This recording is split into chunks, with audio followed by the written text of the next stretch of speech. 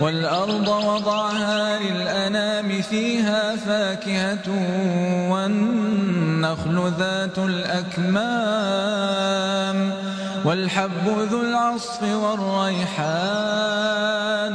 فبأي آلاء ربكما تكذبان خلق الإنسان من صلصال كالفخار وخلق الجان من مارج من نار فبأي آلاء ربكما تكذبان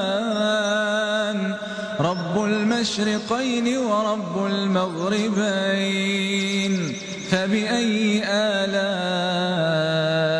ربكما تكذبان مرج البحرين يلتقيان بينهما برزخ لا يبغيان فبأي آلاء ربكما تكذبان يخرج منهما اللؤلؤ والمرجان فبأي آلاء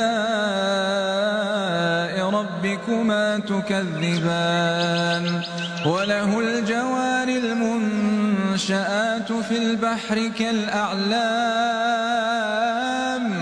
فبأي آلاء ربكما تكذبان كل من عليها فان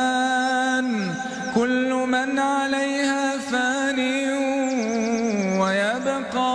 وجه ربك ذو الجلال والإكرام فبأي آلاء ربكما تكذبان يسأله من في السماوات